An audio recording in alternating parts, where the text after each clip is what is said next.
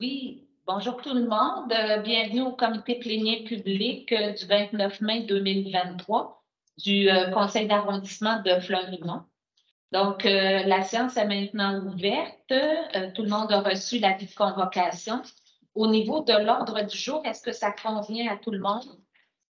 Oui. Donc, l'ordre du jour est adopté. Maintenant, le point 4.1.1, lecture et adoption du procès verbal numéro 4 du 24 avril 2023. Nous l'avons toutes reçu. Est-ce que ça convenait? Oui. Parfait. Donc, le procès verbal est adopté. Ce qui nous amène au point 5.1.1.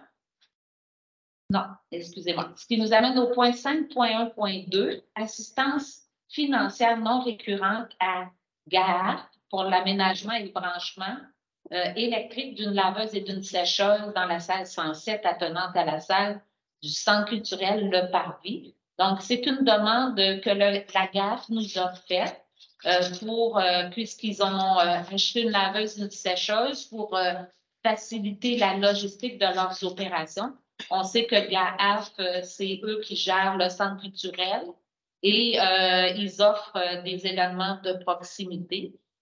Donc, sur une demande de 2 000 nous allons leur venir en aide avec une somme de 500 tirée de mon fonds dédié.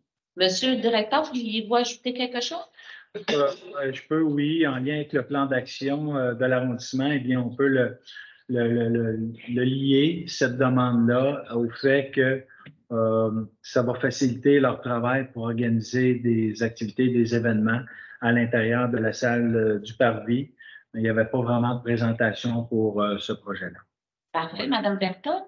J'aimerais juste que dans la recommandation, si c'est possible d'ajouter que le budget nécessaire soit imputé dans le fonds dédié à l'arrondissement de Fleurimont de la conseillère Dauphinet, s'il vous plaît. Ça sera fait. C'est pour ça que j'avais précisé que ça provenait de mon fonds dédié. Ça me fait plaisir de les aider. Donc, ça va pour ça. On passerait maintenant au point 5.2.1 avec nos invités. Madame Nathalie Bourgeois, Monsieur Carlo Casaro et Antoine Petit. Antoine Petit, bon, qui s'est joint quand j'avais les yeux tournés. Donc, on va parler du contrat de performance concernant les travaux de voirie et de réfection routière du réseau local. Donc, on va faire le bilan du déneigement et des travaux estivaux à venir. Donc, je cède la parole. Je ne sais pas lequel de vous trois commence. Merci beaucoup de nous accueillir. Il nous fait plaisir effectivement de venir vous présenter un sommaire sur le bilan d'hiver, puisqu'il y aura le bilan hivernal qui va être déposé prochainement. Et également présenter la planification des travaux de cette année. Je vais vous partager notre écran, mon écran de présentation, c'est-à-dire.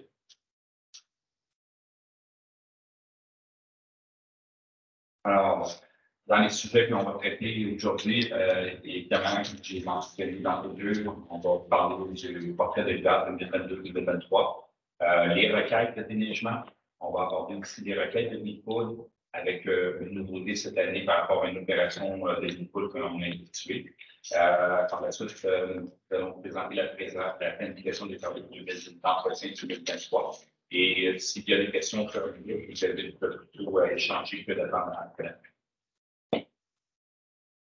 Donc, au niveau du type d'hiver qu'on a eu cette année, comme vous l'avez dit, compte tenu qu'il y aura le bilan qui va être déposé, cette année, comparativement à l'année dernière, l'hiver a débuté le 16 novembre, donc c'est à quelques jours près comparativement à l'année dernière.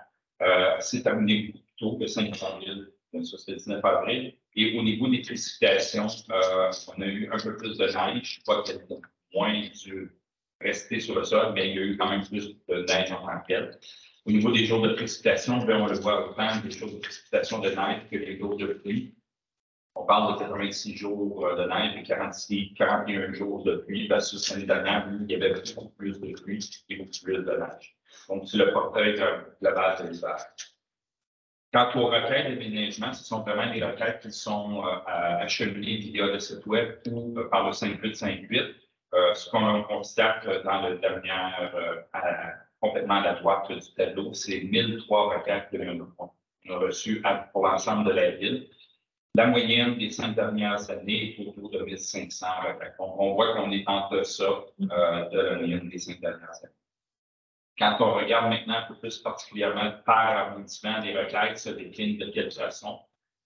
Vous constatez qu'au niveau de l'arrondissement Fleurimont, c'est 219 requêtes sur les 1003 que l'on a reçues versus justement ce que vous voyez dans le tableau des autres arrondissements, 403 des Nations, Forest 283 et des Natures 64.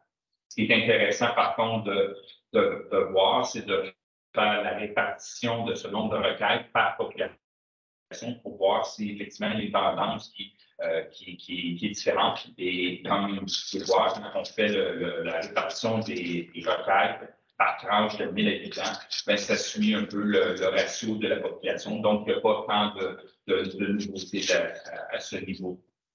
Puisqu'au niveau du Fleurimont, bon, vous représentez 22 des requêtes qui ont été acheminées, alors que vous représentez 28 de la population globale de la ville. Donc, ça se tient.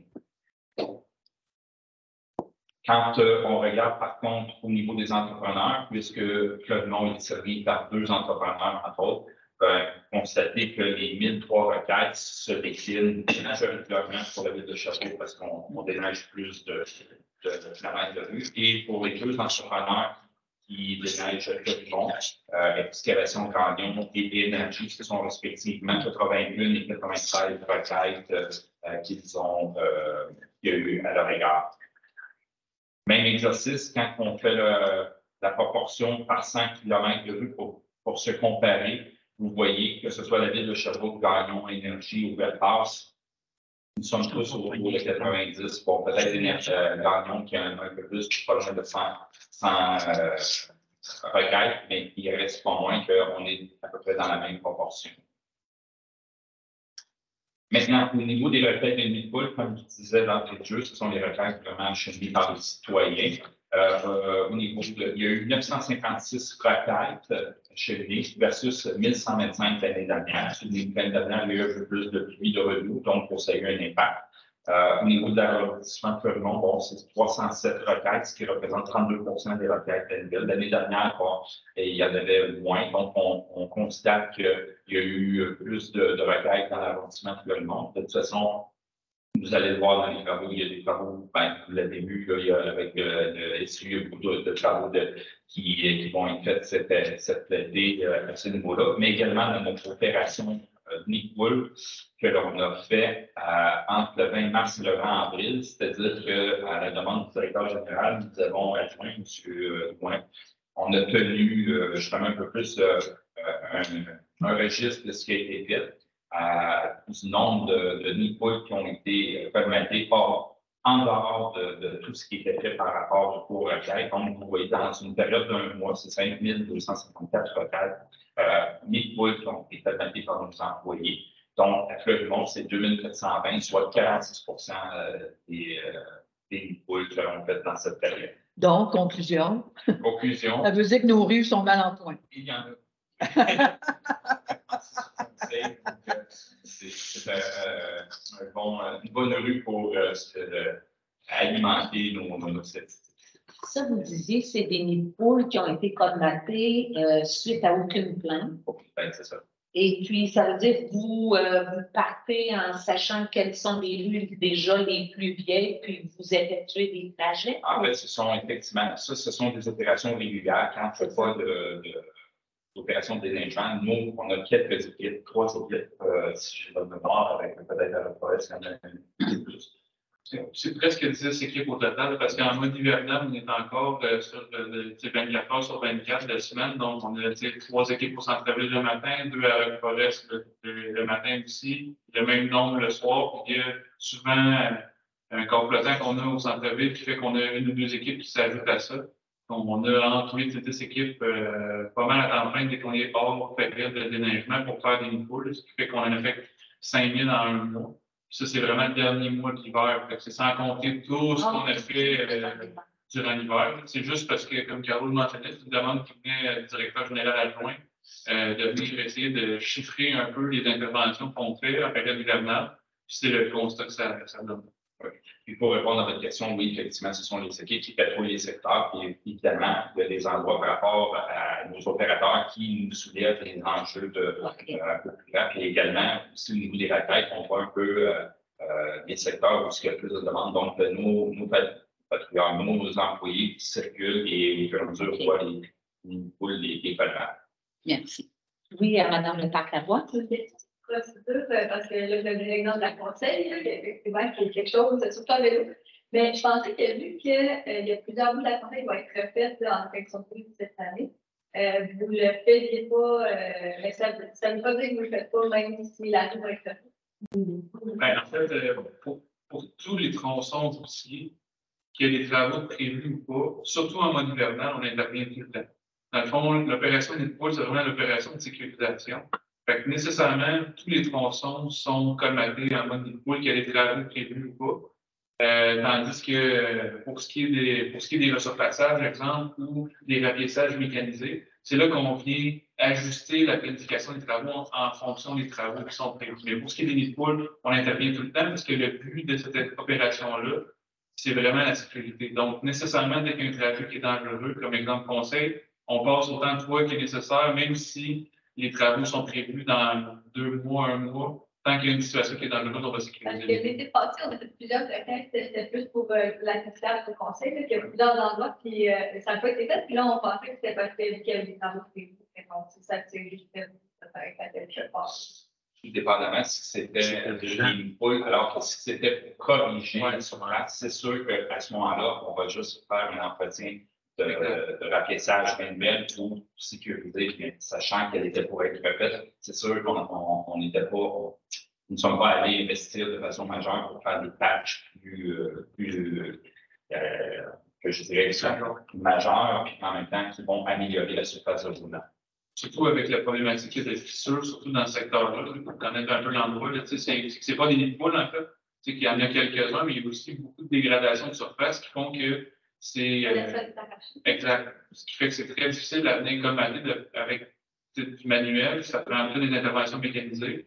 Puis sachant que l'intervention était déjà prévue cette année, ben c'est pour ça qu'on a choisi de ne pas la faire l'année passée. Par contre, on s'est assuré de limiter, disons, les endroits qui pouvaient être dangereux. Merci, Mme Belle-Rose. Oui, j'ai fait une culture professionnelle. Pourquoi les poules, le colmatage, c'est pour dire. Ça, on va voir. C'est vraiment pas long. En fait, c'est une question de température. Le matériel qui est utilisé en période hivernale va contenir beaucoup plus de bitume pour garder une maniabilité durant la cause que les températures sont très basses. Ce qui fait en sorte qu'à partir du moment où on remplit le nid de poule, c'est certain que le sol est gelé, puis dès que le sol dégèle, qu'il y a une amélioration de la température, ben, en fait, ce qui est justement au niveau du tout, bon, certaines décohésions, mais également avec la température, puisque le mélange en soi contient plus de bitume, plus la température est chaude, ben, plus il devient mou. Donc, au passage de véhicule, il peut justement se dégrader plus rapidement. Donc, c'est pour ça que ça ne dure pas sur très longtemps. En fait, quand je dis très longtemps, c'est certain qu'il y a des mélanges qui vont avoir des propriétés que j'appellerais mécaniques qui vont durer plus longtemps, mais par contre, le coût est en conséquence peut être de 5 à 6 fois le coût. Alors, c'est pour ça qu'il faut choisir un juste milieu, compte tenu que l'on a quand même plus de pratiquement 1986 km de rue pavée pour venir avoir un équilibre entre coût et rendement. Donc, c'est un entre-deux que l'on va chercher avec le température pour zéro, j'imagine que c'est là que le plus d'état comme la glace. Ben, en fait, c'est ça, vu que la température hivernale est en dessous zéro, ben, il faut justement avoir un bitume un mélange qui est plus malléable. Et l'asphalte chaude, elle, ne peut pas être installée à très basse température. Le sol ferme peut être dégelé, parce que sinon, il y a des contraintes thermiques qui font en sorte que l'asphalte chaude va avoir du contrainte précisément, puis elle ne durera pas, là, elle ne terra pas, puis elle va se créer des coupures, donc elle va durer beaucoup moins, elle ne durera pas. Là. Donc, c'est pour ça que c'est impossible d'utiliser de l'asphalte chaude que l'on utilise à partir du printemps ou du mois de mai, durant l'hiver. Puis, je notais qu'on a parlé beaucoup de la conseil. C'est quand la dernière fois qu'elle a été Au complet. Je me serais déjà de la priorité. Pas longtemps. Moi, ça fait 3 ans que je suis à la ville. Là. Madame Belrose, si vous voulez poser votre question à M. Grondin et à Heinrich, à 15h30, ils vont peut-être avoir la réponse. Si je peux me permettre un petit point de décision, c'est pour, dans nos opérations d'entretien de papa, je veux vraiment faire la nuance entre l'opération hivernale puis l'opération estivale. L'opération hivernale, c'est vraiment une tâche accessoire au déneigement qui fait que souvent, on fait cette tâche-là dans un but ultime de sécurité, même si on sait que c'est pas les conditions optimales, ce qui fait que souvent, on passe aux mêmes endroits qui sont très sollicités en période hivernale parce qu'on n'applique pas ça dans les conditions idéales. Mais c'est vraiment l'effort qui est fait en période hivernale. Tandis que l'été, là, on a des conditions gagnantes réunies pour faire l'opération, ce qui fait que ça dure beaucoup plus longtemps en période estivale. Ce qui fait que l'été, c'est là qu'on investit notre temps et l'argent qui nous est mis à notre disposition pour s'aider pour la période hivernale. C'est pour ça que les rues qu'on choisit, c'est souvent des rues qui ont un lien avec leur problématique d'entretien en mode hivernal. Merci, on va passer. Au niveau, bon, maintenant, on serait rendu justement à présenter la planification des travaux pour cet été, pour en ce qui concerne l'arrondissement de Fleurimont. La première, la page que vous voyez présentement, ce ne sont pas de nouvelles informations, puisque le SU vous a déjà présenté ces travaux. Ce sont des travaux, par contre, qui sont exécutés par la voirie à l'interne via le budget d'investissement du SU. Donc, ça aurait pu être un sous-traitant, mais là, dans ce cas précis, c'est la voirie qui va exécuter les travaux. On vous a mis également des dates à laquelle, pour l'instant, si la température le permet, que ces travaux sont planifiés. Maintenant, on parle un peu plus des travaux qui sont à même notre budget de fonctionnement, ce qui est prévu en travaux de resurfaçage. C'est effectivement des travaux où on va venir planer la rue puis refaire des étalages intégral de bordure en bordure. Oui, Oh, j'aurais dû lever ma main, excusez. Pour Galvin, de Galtest à Normand, est-ce que ça couvre la partie, ça couvre entièrement Galvin, parce qu'on avait fait un bout l'année passée, là. Ça n'arrêtait pas des pèlerins, pas des pèlerins. L'autre rue, là, pas Brunel. Va-tu juste rester un bout que ça ne sera pas fait? Non, en fait. On va s'accorder presque aux travaux de l'année passée. En fait, le seul point que vous voulez annoncer, c'est que, bien évidemment, il y a un projet de caserne au coin de gare. Ouais. Fait que nécessairement, dépendamment de la coordination avec le SU dans ce dossier-là, ça se peut qu'on arrête nos travaux un petit peu avant Gare-Tresse pour, évidemment, pas aller paver où est-ce qu'ils vont aller excaver pour faire le raccordement avec le camion. OK, mais la caserne pour la construction, j'ai entendu que c'était pas les plans de devis, tout ça, c'est en 2023, mais 2024.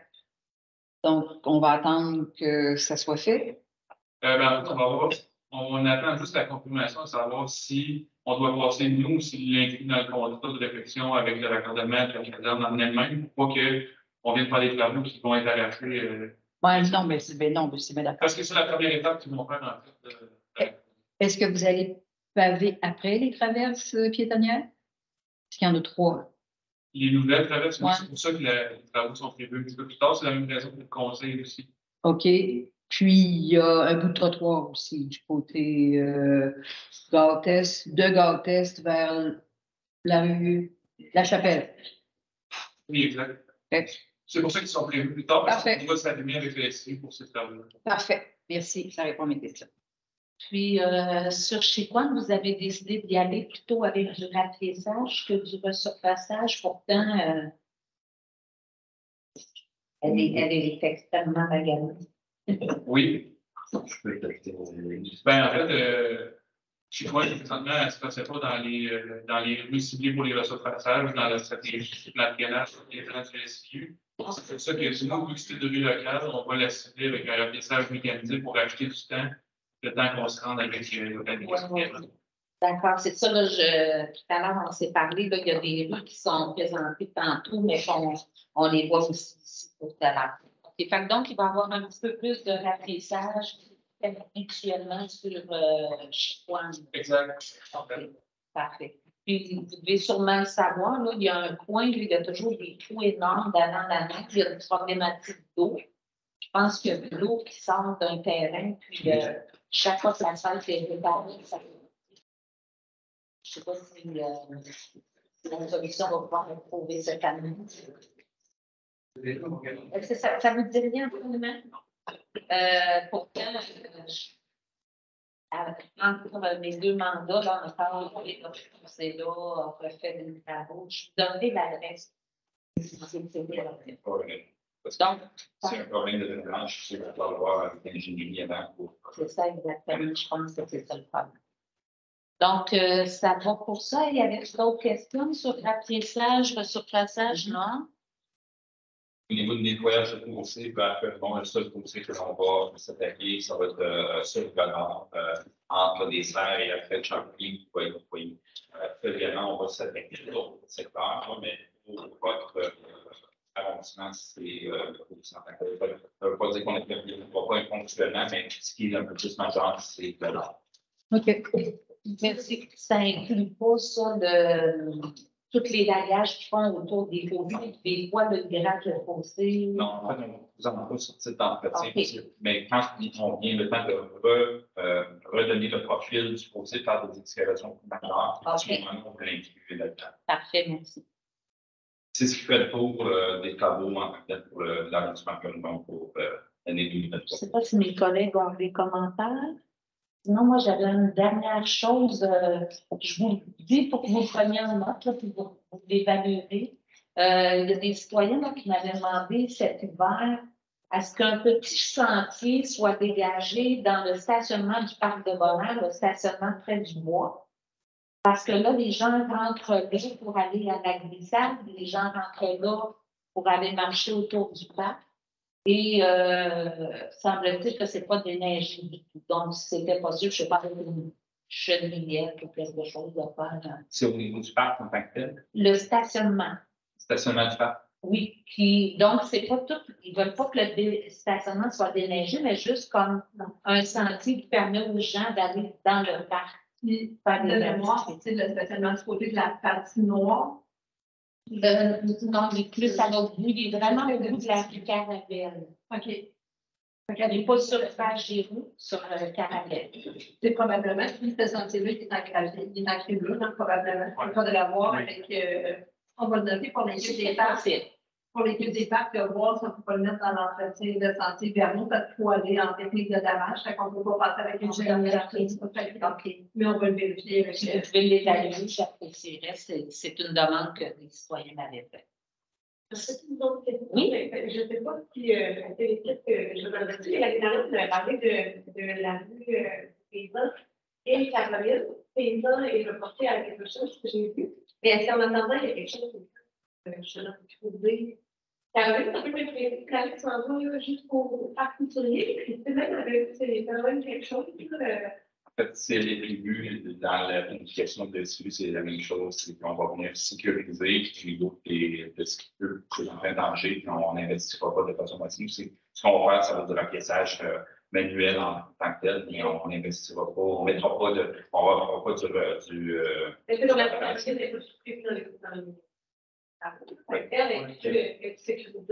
C'est sûr qu'elle va être sécurisée. Toutes les rues qui sont à sécurité vont l'être, parce que c'est vraiment des interventions qui sont manuelles, qui ne donnera pas nécessairement le confort, surtout à vélo. Là. Je vais prendre l'exemple que vous avez cité, mais c'est sûr que présentement, dans notre stratégie d'intervention, on est beaucoup plus du côté de notre forest, secteur ouest des Nations, vers l'Enox, dans notre rotation. C'est l'année passée, on a commencé beaucoup.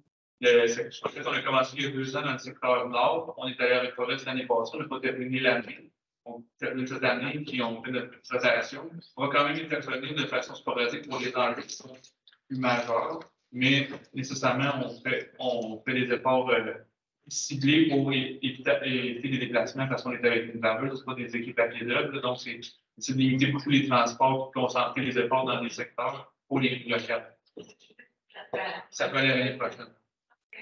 Ouais. À moins que ça soit vraiment très significatif, mais c'est sûr que ça va être sécurisé, mais ça ne sera pas resurfacé ou avec de l'apprissage mécanique. C'est très probable. Oui, je suis surprise que ça ne soit pas dans les groupes comme la mécanique. Ça conclut. Donc, merci beaucoup à vous trois.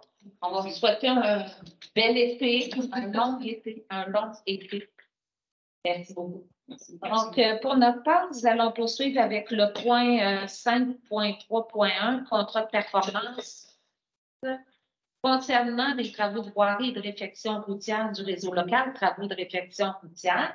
On a deux invités, M. Patrice Blondin, bonjour, puis M. Alexandre Emmerich, le frère de Zoé. Ah, bonjour,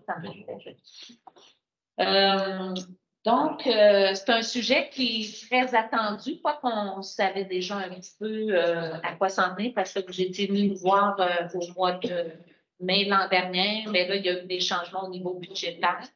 Je vous cède donc la parole pour nous présenter ce qui va nous attendre les 3 prochaines années. Est-ce que vous m'entendez? Je vais juste terminer votre... Comme ça va? Oui. Je ne sais pas comment vous voulez qu'on procède, parce que vous voulez que le projet de la présentation qu'on vous a transmis. C'est un résumé peut-être en une dizaine de minutes maximum. Après ça, on passera à la carte interactive des différents projets qu'on peut échanger.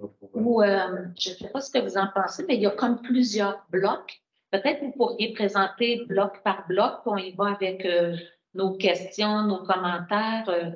Comme là, vous avez le souterrain, après ça, vous avez les rues locales, après les trottoirs. Je ne sais pas parce que... Juste avec les projets, je pense que ça va être plus terminé. OK, parce qu'il y en a ces trottoirs et rues, c'est ça que vous voulez dire? OK, bien allez-y. On posera nos questions ensuite.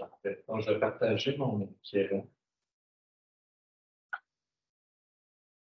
Je ne sais pas si vous voyez bien en présentation. Donc, effectivement, aujourd'hui, on vient de vous présenter les projets 24, mais aussi notre vision 24, 25, 26, donc pour 3 ans, où on s'en va au niveau de la réflexion de nos infrastructures. Alors, présentement, nous, on travaille sur la préparation du budget de mobilisation pour 24 et les prochaines années. Donc, le budget de 2024 est entériné cet automne, donc c'est ce qu'on vient de vous présenter. C'était regroupé sous forme d'enveloppe, hein, il y a la réflexion des rues locales, des artères, des souterrains. Je sais que ça se travaille au niveau de la forme, peut-être que ça va être différent dans la nouvelle version, mais on a conservé l'image qu'on avait là, pour l'année passée. Donc, grossièrement, c'est 3 grandes enveloppes, infrastructure souterraine, réfection de chaussée et transport actif pour 32,6 millions. Donc, ça, c'est pour 2024. Donc, l'objectif de l'atelier, c'est d'échanger sur les projets 24 les prochaines années. Donc, l'hypothèse qu'on énumère ici, c'est que les projets qu'on vous présente, c'est une hypothèse qu'on va avoir un budget de 32,6 millions pour l'année subséquente. On l'a vu pour cette année, il y a eu des changements au niveau des enveloppes, donc on a dû faire des choix. Donc, certains projets ont dû être reportés, capables de respecter les enveloppes budgétaires que l'on a. Donc, pour la présentation, mise en contexte, c'est le projet. Je vais vous présenter les 3 grandes enveloppes. Je vais vous expliquer un peu les documents. Vous avez reçu une série de documents. Après ça, on va aller vraiment dans la partie interactive, échange des projets. Donc, les différentes étapes de projet, je le résume rapidement, vous les connaissez, c'est les 4 grandes étapes. Planification, donc en amont, on est à haut niveau, on regarde avec nos différents outils de gestion, de planification, l'état de nos infrastructures, ça nous permet de cibler les projets potentiels. Étape 2, on est en avant-projet. C'est ça sur quoi l'équipe d'Alexandre, mon collègue ici, travaille ardemment pour les projets 2024. Ils sont déjà très avancés. Donc, on va chercher des informations complémentaires, des inspections, relever d'inventaire, etc. Et ensuite, on tombe vraiment à l'étape projet. Donc, c'est la conception de détails avec l'équipe projet pour aller en réalisation, travaux de construction en 4e étape. On peut résumer rapidement les 4 étapes. Aujourd'hui, les projets qu'on présente en 2024, on est à l'étape 2 présent. Si on regarde la première enveloppe, l'enveloppe principale, donc pour 2024, on présente 20,7 millions de travaux. Donc, on le voit, c'est un programme Primo 2023 qui est tout récent, qui a été disponible en fait au ville au mois d'avril. Donc, on est en train de déposer, vous allez sûrement voir passer des sommaires décisionnels. On va aller au comité exécutif, au conseil municipal pour autoriser de déposer. On en dépose pour environ 10 millions. Ensuite, il y a un prochain programme TEC, donc à taxe sur l'essence. Donc, on vient présenter 10,7 millions. Donc, cette enveloppe de 10,7 millions, on veut prendre les devants On sait que les programmes de subvention tech durent 5 ans. Et là, on ne peut pas attendre une année supplémentaire qui nous a voté des argents. On peut prendre les plans. Donc, on peut y aller avec un enveloppe de 10,7 millions. Ça vise principalement les infrastructures souterraines de Québec. Et pour qu'un projet soit admissible, il faut qu'il ait respecté les critères du plan d'intervention qu'on appelle le ministère des Affaires municipales. On ne peut pas choisir n'importe quel projet pour respecter les critères très stricts. Donc, c'est quand même 20,7 millions sur un peu plus de 30 millions qu'on parlait avant. Deuxième enveloppe, entretien majeur de voirie. Donc là, c'est vraiment les chaussées. Donc, on en présente pour 9 millions. C'est ce qu'on vous propose pour 2023. Donc, au niveau des rues locales, c'est 3,1 millions. Pour ce qui est des artères, c'est 3,2 millions, auquel on va ajouter le budget du SEV que vous avez rencontré tantôt, le budget d'opération. Il nous prête une somme d'1 million. On peut cibler les projets au niveau du réseau artériel. Donc, au net, c'est 4,2 millions qu'on va injecter au niveau des artères. Aussi problématique, 0 $. Donc, on n'a pas mis de somme pour 2024, excusez-moi, par rapport à ça. Réseau routier des parcs industriels, 250 000 pour poursuivre. Et ensuite, on a une somme de 1,5 million. C'est des sommes résiduelles des projets des dernières années qu'on a déposés dans le cadre du TEC Priorité 4. On estime aujourd'hui à peu près 1,5 million de sommes résiduelles. Donc, on vient réinjecter en 2024 pour faire des projets locaux. Donc, je vois là, le budget 2023 proposé, il y a erreur, c'est 2024. C'est un peu mêlé. Mais on voit par rapport aux dernières années, on parlait quand même plus de 11,7, 12 millions, on est à 9. Donc, on a dû, comme je disais tantôt, réajuster un peu là-dessus. Donc, on vise vraiment les réseaux, les réflexions de réseaux routiers, puis sans intervenir en profondeur. Je vous rappelle rapidement les besoins. Lorsqu'on a présenté le bilan des chaussées, dans un réseau local, plus de 180 km de réseau routier qui est dans un état très dégradé. Et là, la question qu'on se posait toujours, c'est par où on commence? 183 km. On sait que c'est plus de 150 millions d'investissements. De là est venu, donc ça, c'est en termes de besoins. Si on regarde les moyens financiers, ici, je le résume, là, dans le budget d'immobilisation 23-25, nous, on était sur des aires d'aller, on le voit sur les bâtonnets bleus, là, les années 2020, 2021, 2022, on était à 7 jusqu'à 8 millions, donc en moyenne 7,5 millions. Il y a eu des décisions en 23 pour 24 et 25 de ramener ce seuil-là plus autour de 3,3 millions. Ce qui fait qu'au net, par année, pour les 3 prochaines années, 24, 25, 26, on a quand même 4,2 millions de moins par année. On a dû poser des gestes dans les différents projets. Je vais juste le souligner. Donc, les moyens financiers, selon moi, ce sont ceux qui sont présentés là. Comment identifier, j'ai développé un extrait de la décision, la fameuse matrice de priorisation, niveau 1, 2, 3, 4. On vous a présenté un dossier cet hiver, on a ajouté un 5e critère, le niveau de service minimal. On s'est dit, lorsqu'on a atteint ce niveau-là, peu importe, ce soit une vue très locale, très passante, elle devient nécessairement ou automatiquement admissible au groupe 1. Donc, on a ajouté à peu près 23 km. Donc, avec le contrat de performance des rues locales, vous pouvez faire un choix parmi ces rues-là du groupe 1. Et ce que l'on fait, nous fait une proposition avec les enveloppes qu'on a pour l'ensemble du territoire. On fait une proposition de rue locale. Et c'est là qu'on vient discuter en atelier avec vous, voir est-ce qu'on a fait des bons choix, est-ce qu'il y a d'autres trucs qu'on devrait insérer. Mais idéalement, pour les années 2 et 3, donc ici, on parlera plus des années 2025, 2026, il y a toutes des rues qu'on n'a pas identifiées qu'on devrait, et il y en a qu'on a identifiées qu'on ne devrait pas, parmi nos faire toujours. Donc, c'est ça l'objectif de l'échange. Donc, ça, c'est au niveau de l'enveloppe, entretien majeur. Transport actif, c'est encore une fois, pour le budget 23, mais c'est 24 qui avait été inscrit là. Donc, on vient vous présenter pour 2,9 millions de projets. Une note importante, tout le réseau cyclable a été exclu. Vous savez maintenant, il y a le bureau de l'environnement et de la mobilité qui travaille sur l'identification des projets en termes de transport actif, je vais appeler les cyclables. Il y a justement le mercredi, on est au CE, où on vient essayer de cerner c'est quoi les priorités sur lesquelles on devrait travailler. C'est pour ça qu'ici, on a exclu le volet réseau cyclable. On a besoin d'orientation pour la suite. Par contre, on a gardé les trottoirs. Donc, réfection du trottoir existant est en enveloppe de 400 000 pour se maintenir à niveau. Puis ensuite, réseau piétonnier, on a ajouté notre enveloppe de 1,2 million de façon récurrente annuellement. Et on a déposé au programme TAPU ce printemps. Vous allez voir sûrement un dossier monté au CE dans, c'est pas cette semaine, c'est peut-être la semaine prochaine, il s'en vient, où on présente un projet là, pour faire un projet de trottoir de 1,2 million. TAPU, pouvez-vous nous rappeler c'est quoi le TAPU? C'est le transport actif à l'intérieur du périmètre urbain. OK. C'est géré par le ministère des Transports. Ça va être des nouveaux trottoirs, ça aussi. Exact, tout à fait. Effectivement, c'est pas de la réflexion des nouveaux trottoirs. Dans la liste des nouveaux trottoirs que vous nous avez fournis, c'est dedans. C'est parti, oui. OK, parfait. Tout à fait. Merci. Donc là, présentement, nous, notre outil de planification, c'est toujours le PDDA. On sait qu'on s'en vient avec un PMDI, plus peut-être un horizon 2025. Mais d'ici ce temps-là, on travaille avec le PDDA. On va vous rencontrer dans les prochaines semaines, comme je vous disais, peut-être ajuster c'est quoi nos cibles pour 24, 25, en attendant le nouveau PMDI, puis on va s'ajuster pour les prochaines années. Donc, ça, c'est notre troisième enveloppe de 2,9 millions sur le budget de 30 millions que je présentais tantôt.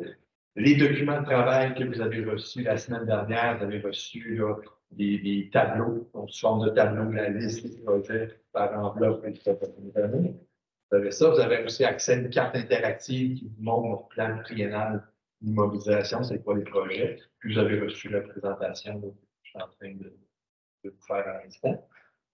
Donc, moi, ça couvre le volet, je dirais, de la présentation initiale. On peut passer peut-être à la carte interactive des projets, puis échanger, voir si... Dans le tableau là, de votre dernière diapo, là, c'est marqué que la rue Gay, elle a été refaite en 2019. Je suis allée dernièrement, puis... mais vous avez vu que c'est ça qui était indiqué? Non, on va regarder ça. Oui, puis ça fait G-U-A-I. On a reporté la rue, on avait un enjeu majeur, mais du cul-de-sac, il y avait... C'est ça, mais comme là, on ne la voit plus dans les matrices, c'est comme pour les 3 prochaines années. Elle n'est pas là, puis elle était prévue pour 2019. Ben, je me demandais juste pourquoi, là, puis quand elle va réapparaître. En fait, c'est un projet de la rue Gay. Là, initialement, effectivement, c'était prévu dans le cadre d'un des programmes de subvention, je crois que c'était le TEC. On avait des enjeux là, par rapport à une mesure de soutènement, une propriété à l'extrémité. On a eu des discussions avec les gens de l'urbanisme à savoir qu'est-ce qu'on faisait avec cette propriété-là. C'était-tu approprié sans dire faire des acquisitions ou revoir comment on peut aménager un télégrage ou même peut-être de revoir le cadastre de ce secteur-là. C'est une rue qui devenait très onéreuse pour le peu de citoyens qu'il y a là. Il y a peut-être quoi, 6-7 propriétés. Là. Donc, on a remis le dossier en question à plusieurs reprises parce que les coûts montaient de façon importante. Mais concrètement, c'est un dossier qu'on a travaillé, mais effectivement, il n'est pas revenu. Il faudrait peut-être relancer, voir on fait quoi concrètement. C'est bon. Et c'est juste parce que quand je l'ai vu dans le tableau, j'ai dit, elle n'a pas été refaite. Puis, c'était là, il y a quelques jours, puis c'était pas refait. Mais c'est bien parfait. On continue. Ah, oui, Mme Bertrand. Par rapport à ce qui a été présenté, je me demandais, le résiduel de 1,5 million de dollars, comment ça se fait qu'on a un résiduel? C'est la capacité de réalisation ou c'est parce qu'on va chercher des subventions à présent? En fait, c'est que dans l'enveloppe là, du priorité 4, là, grosso modo, on a à peu près 15-16 millions. Donc, depuis 4 ans, on réalise des projets. Mais des fois, à l'occasion, un projet va libérer 40 000, 50 000, 100 000. On les a additionnés, puis on a une enveloppe de 1,5. Donc, c'est des sommes visuelles qui avaient été affectées à des projets qui ne sont pas nécessaires. À la fin de l'année, on boucle tous les exact. C'est ça, exact. Là, ça vient, mais sur 3 ans, c'est pas sur une année. Pourquoi les chaussées? Il y a plus qu'il y a pas d'argent là-dedans? Ben, en fait, regardez comme cette année, pour 2023, on a de l'argent des rues problématiques. Et là, actuellement, avec le printemps qu'on a vécu, on n'a pas eu cas exceptionnel. Nous, on avait une problématique urgente d'accès, donc on n'a pas utilisé les sommes. Je voyais 2024, je me disais, on est capable d'avoir cette capacité de prévoir jusqu'à 2024 qu'on n'en aura pas. Non, on ne peut pas. C'est sûr que 2023, on a des argents disponibles si jamais on en a besoin. Puis aussi, tu sais, nous, on s'est fié au TPI, là, au plan triennal, on nous a dit, c'est à la visée, bon, OK, on va maintenir à 0. Puis il y a des discussions qu'on s'est fait dire, le jour qu'on aura une urgence, on va trouver les argents, on a besoin, tu sais, on a aussi des SEV qu'on peut peut-être s'adapter selon la nature de l'intervention. Donc, c'est peut-être une façon de diminuer le budget global de la ville. Une dernière chose que je voyais, c'est dans la pensée des perspectives, on voyait un total de 50 millions de dollars. Mais l'année dernière, Mme Grivette avait dit 200 millions de dollars. Moi, c'est un chiffre qui m'est resté en tête. Je me disais, OK, on vient de gagner 50 millions de dollars. OK, juste peut-être une image. Ici, le 150 millions, c'est uniquement les chaussées. Quand on regarde les chaussées de cadre d'intervention D, tandis que le 200 millions, c'est le déficit de maintien d'actifs lorsqu'on regarde une approche intégrée, aqueduc et bout chaussée. Donc, ces deux chiffres, faut faire attention, on ne peut pas les mêler. Un, c'est juste la chaussée, puis l'autre, c'est l'ensemble des infrastructures. Le plus gros besoin, c'est vraiment la chaussée, effectivement. On voit là, depuis les programmes de subvention qui existent depuis 2000-2002, on a des sommes récurrentes en termes d'infrastructures souterraines, ce qui fait qu'on est capable de les maintenir. Ça ne vise pas les chaussées, ce qui fait qu'on voit que le besoin est grand. C'est ce qu'on s'attend de programme en programme, parce que le programme Texan, on va avoir plus d'argent pour pouvoir injecter dans nos chaussées. Donc ça, on va voir ce que le ministère va statuer. Merci.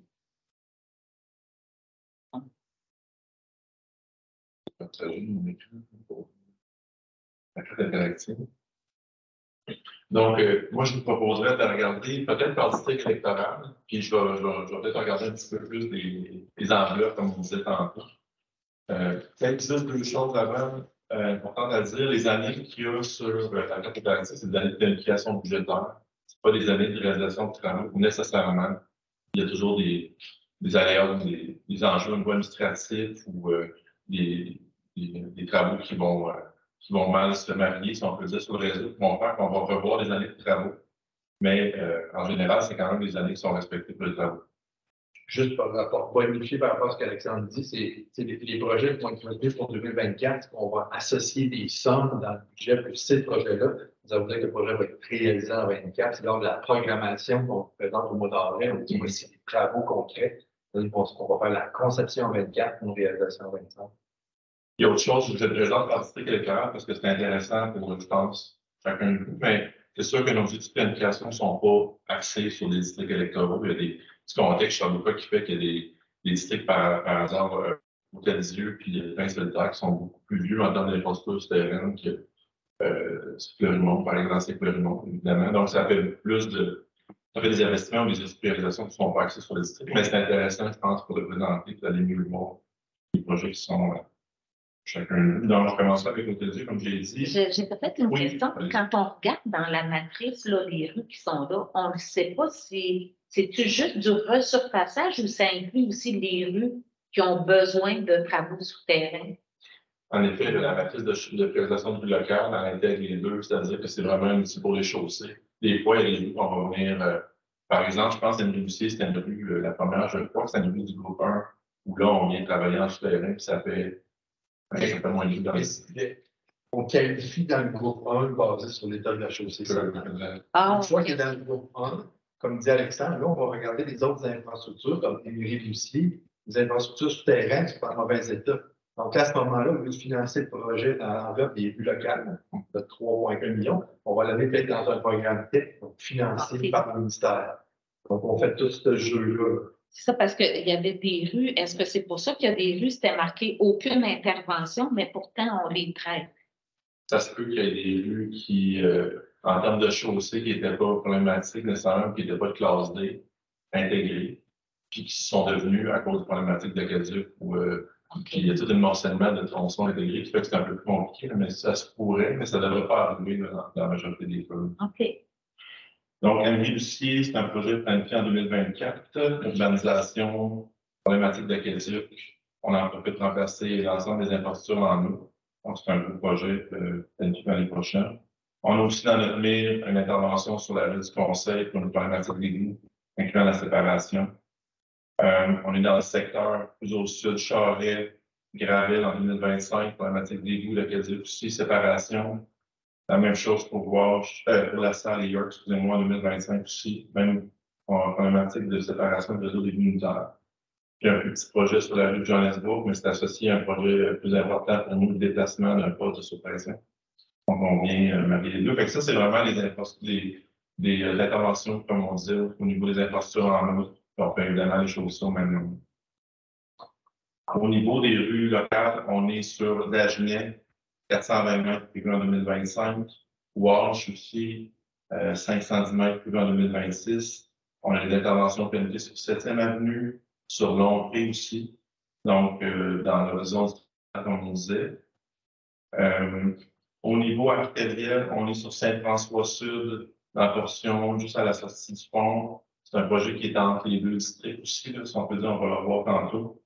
La Vigerie aussi, qui est un gros projet quand même, 620 mètres en 2026, entre Chalifoux et Woodward. Donc, ça, c'est pour le réseau artériel. Au niveau des trottoirs sur la Vigerie, entre Bowen et Lompré, 400 mètres en 2025. Il y a un petit projet sur Galtès, entre le Bourg et la Chapelle, qui, en 2025, un 120 mètres, qui vient des fois permettre de finaliser des enveloppes comme tel budgétaire. Comme Patrice disait, là, les rues locales avec un niveau de service minimal qui ne sont pas sont pas représentés, qui ne sont pas choisis. Il y avait des choix, je pense qu'il y avait Place des Ormeaux, La Frise, puis Walker. C'est des rues qui sont pas, qui apparaissent pas dans nos listes d'intervention, mais qui serait possible de déplacer ou changer, comme Patrice disait, nos rues 2025-26 pour un choix de rue comme ça. Donc, on parle d'environ 15 projets, là, grosso modo, pour 4 km de réseau routier dans les prochaines années pour le district. Oui, Madame Le Tarc là-bas a des questions. Oui, merci beaucoup. Premièrement, pour le trottoir sur la Vigerie, c'est vraiment une bonne nouvelle, les gens sont vraiment contents. Étant donné que vous faites en même temps le trottoir de la Vigerie, la rue d'Agenais aussi, la même année. Puis, il y avait justement une traverse piétonne à partir de la ville d'Agenais. Est-ce que ça pourrait se faire un peu en même temps ou est-ce que ça peut s'intégrer? C'est sûr qu'il y a un avantage par l'opportunité de travaux, même au niveau de l'intégrer ensemble. Au niveau des traverses piétonnes, on aurait dû la faire en ce moment pour la mise à niveau des traverses existantes. Ça, c'est une nouvelle traverse. C'est une question de budget, de financement. Ça va être une traverse qui va exiger des flux rapides, parce qu'on est quand même sur une mobile très basse, la Vigerie. On pourrait voir si on peut profiter de l'opportunité, puis est-ce que c'est là canaux pour encore avoir un coup de occasion. Parce qu'il y a encore des grandes familles qui passent tout par là. Puis ici, je voulais savoir, vous faites le bas de conseil, puis un petit peu aussi Saint-François. Puis est-ce que ça va être, parce que c'est l'infrastructure souterraine pour le conseil, fait que vous allez creuser et tout ça. Est-ce qu'à ce moment-là aussi, vous allez réfléchir à comment, je sais qu'il y aura un problème de connexion cyclable à la fin du conseil, puis c'est un peu dangereux, il faut comme aller en sens contraire. Est-ce que vous allez voir à ce moment-là ou c'est pas vraiment dans le projet? C'est sûr que c'est une problématique d'égout. Il y a des creusages encore récemment là, dans la rue du Conseil, là, entre Bruno-dans-le-Nord et Kennedy-Sud. Vraiment une problématique d'égout déficient comme tel. Donc, on en profite pour séparer les réseaux unitaires. C'est une amorce c'est un gros projet quand même qui est en 2026. Puis c'est sûr que la réflexion va se tenir sur le lien cyclable et la conformité aussi. Comme on va voir toute la rue, on va excaver à pleine profondeur, c'est clair qu'on va garder l'intégrité, modification d'agilité sur comment attacher les liens cyclables. C'est la raison pour laquelle cette année, sur le conseil, ce dispositif-là, on ne touche pas. Sachant qu'on a un projet souterrain, on va rester plus en surface, un peu plus loin à l'est, maintenant sur le conseil. C'est que je vois notamment de voir là.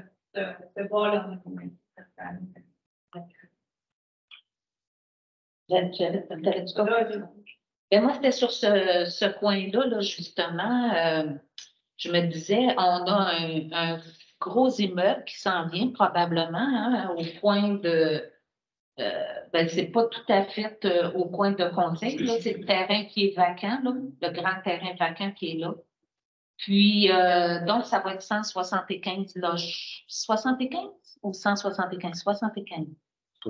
75 logements. Je me disais, là, parce que là, il y a un sens unique, un petit bout, là, c'est juste un... Là, je me disais, en refaisant tout ce point-là, là, ça ne tente pas d'amener le sens unique jusqu'à conseil. Donc, quand l'immeuble, il va y avoir beaucoup de locataires, les gens vont pouvoir partir, aller prendre conseil tout de suite. je me disais, ça serait peut-être une opportunité de regarder ça. C'est un drôle de coin, ça fonctionne drôlement dans ce secteur-là. Et en effet, On va regarder le volet circulation de l'axe. Oui, en rajoutant ce projet-là, là, oui. Conseil, là. Ouais. Merci. Bon, je ne sais pas si tu avais d'autres questions. Non, c'est bon. Parfait. OK. Je vais aller dans les randos 2.2. C'est sûr que dans les randos, pour le final, on est plus dans le côté nord, dans le chemin. Je chante ici, sur mon peu de vol. 2. Donc, on est vraiment sur Alfred Champigny, à les travaux. J'adore aussi. Donc, c'est quand même un investissement qui est majeur dans le secteur, c'est 2,3 km, on parle d'environ 2 millions de dollars. Ceci étant dit, cette année, on a des projets d'infrastructure souterraine, on a Hydro, Valjean, Normand, Galvin aussi. Alors, on est déjà beaucoup dans le secteur, mais c'est vrai qu'on prend une pause un peu pour aller vraiment régler cette problématique-là au Québec. C'est grandement apprécié. Les gens sont très contents d'ailleurs de ça. J'avais peut-être juste sur la carte qu'on a reçue par courriel. Bon, il parlait encore du chemin Bibeau. Il a été fait, le chemin Bibeau. La matrice de réalisation. Oui. La matrice. Ouais. C'est que la matrice, ça date de juste avant. Ah, OK, parce qu'il y a des rues qui sont faites. Puis, OK, parfait. Je veux juste avoir une prévision. Bon, là, le circuit d'autobus change. Ils vont emprunter Mélèze. Ils sont déjà sur Mélèze, mais ils vont aller plus haut. La rue n'est pas belle. Et des Merisiers, c'est à tuer. OK, c'est hyper lettre, là. C'est plus lettre que plus lettre, là. Puis Caroline m'avait déjà fait la vérification, puis c'est genre dans 350 ans. Ben, ils sont dans l'espèce de. Ça, c'est pas. Non.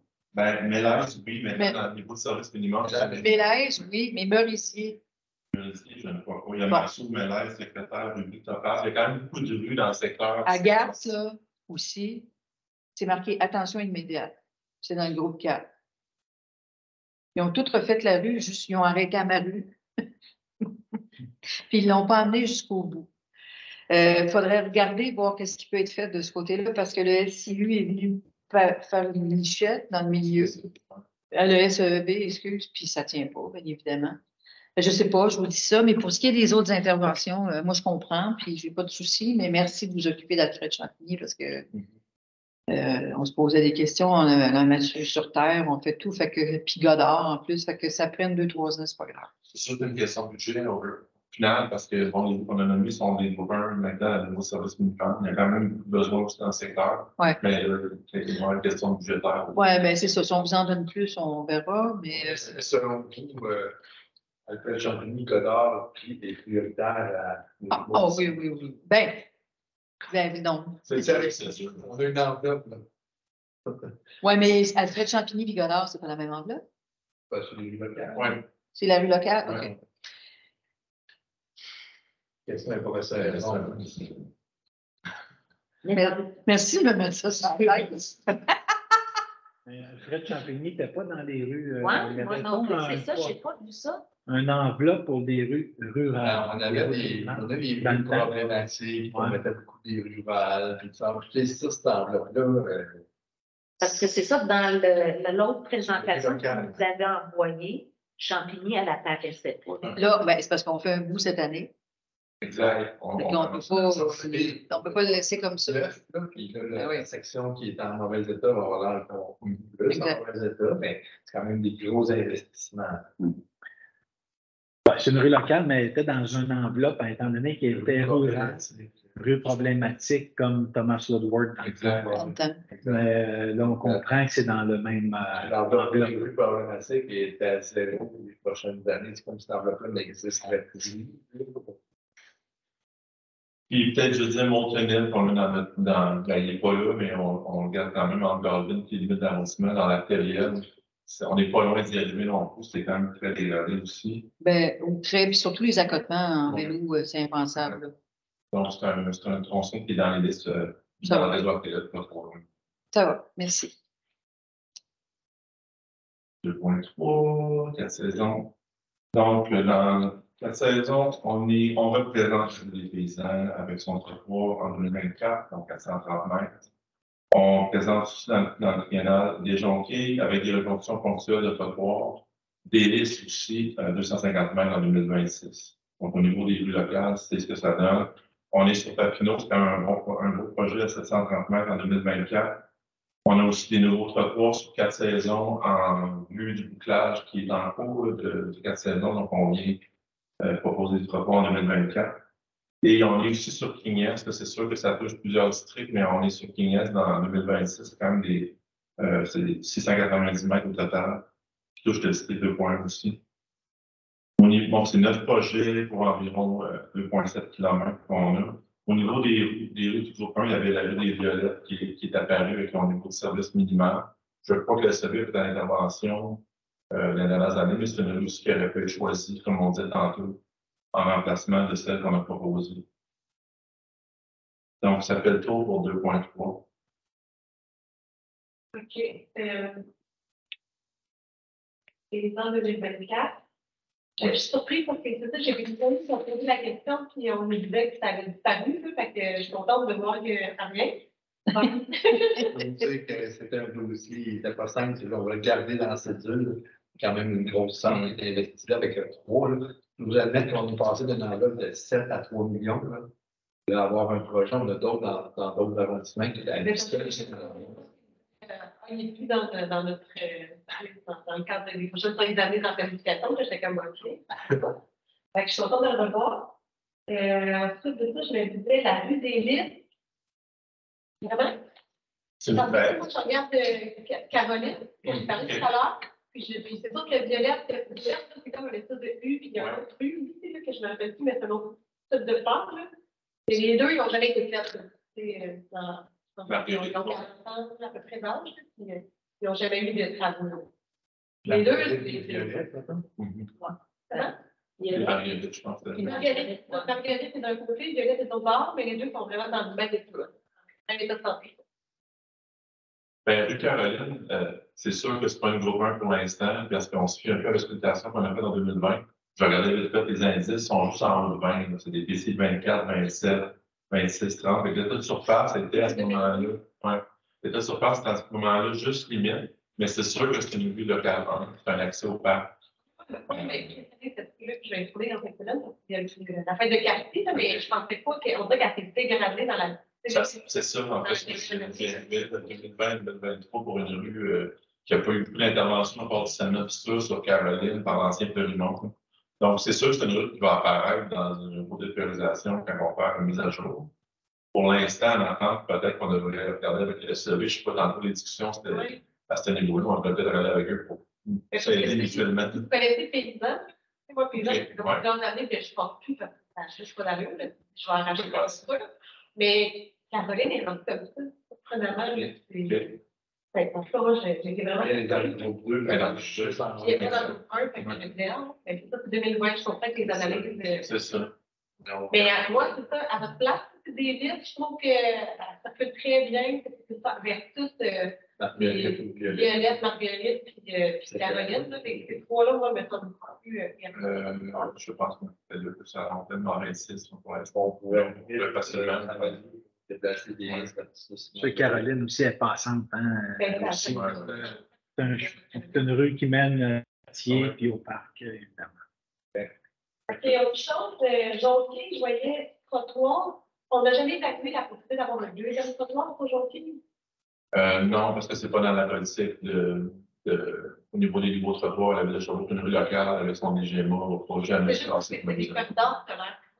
J'ai toujours de la misère à comprendre pourquoi on ne sécurise pas. Parce qu'après ça, tu veux inviter la population à laisser leurs enfants parce qu'il y a des problématiques de vitesse, de visibilité, tout ça. Fait que là, après ça, tu te dis, ben, c'est sûr que c'est pas les trottoirs de chaque côté, que les enfants qui circulent sans passage d'une maison à l'autre. C'est quand même des endroits, moi, je trouve que c'est autour de l'école. Parce que là, on a déjà un trottoir dans le mais il n'y a pas les passages situés. On a déjà beaucoup de corridors scolaires, puis on ne mérite pas de trottoir. Donc, en termes de priorité, on va s'en en faire un partout, puis éventuellement, si on peut aller vers deux, ça sera mieux. on a plusieurs kilomètres, il y a des chiffres en tête là, qui n'ont pas tout. C'est bien Ça meilleur. justifie, là. Les gens, c'est forcément de aller vers ça, tu sais, des corridors scolaires, deux trottoirs. Tu sais, parce que on peut pas amener des gens. As-tu trouvé la papillance? Tu sais, moi, non, mais regarde comme exemple, rapidement. Tu sais, Normand, il n'y en a pas pantoute. Puis la rue est large comme 4 pistes, 4 voies. Là. J'ai aucun trottoir. Puis c'est un corridor scolaire. Oui, mais c'est un corridor scolaire. Les enfants marchent dans la rue. Mais Tu sais, ça tient pas. on peut plus faire ça des quartiers avec, tu sais, c'est une école, tu dis, ben, on n'a pas de trottoir, puis après ça, les enfants vont, tu sais, les parents ils vont être portés, donc je les comprends, ça les porter, ils disent, ben, c'est pas sécuritaire. Comme tu allais faire avec l'école d'Ascot, on a présenté le plan de match, on a regardé l'école à Riga, ça va prendre des musicales, des trottoirs, voici les axes, et voici l'investissement requis. Pour venir accompagner le projet, pour bien desservir l'école. Ouais. Question de capacité aussi de pouvoir payer. C'est bon. Puis la dernière chose, là, je voyais, ben, je l'avais pas vu, mais Boutin Avenue, je l'ai vu dans le 2025. C'est dans l'artillerie. Boutin Avenue, oui. On a Plus pour faire le trottoir. Puis là, ben, je me disais, c'est ça, là. Je me disais, Boutin Avenue, si vous allez là, on peut ça réviser la petite lame, ben, le OK. C'est vraiment un petit tronçon de reçu de passage qui est dans le district de Prince-Militaire. Je pense qu'il apparaît ça. En 2025, on peut regarder en effet pour qu'est-ce qu'on peut faire à ce moment-là. Ouais, c'est un petit tronçon quand même bien utilisé. Oui. Mais ce que je dis, c'est pas un gros projet en termes budgétaires, c'est pas les ressources souterraines ou autre chose. En fait, je me dis, si on ajoute un petit trottoir, ça serait bien de réviser le lien cyclable des super dangereux.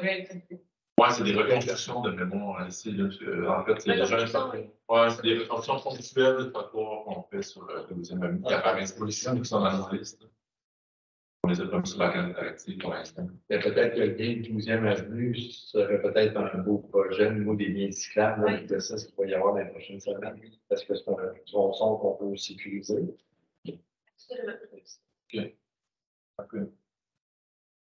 Pour moi, pour des listes, est-ce que vous allez vous venir pour. Ouais, on va voir que, comme considérant qu'il est prêt d'annoncer juste 26, on peut voir peut-être l'année prochaine de son pratique l'insérer, remplacé par parler de Marguerite, Violette, Caroline, peu importe. On va voir ce qu'on dit.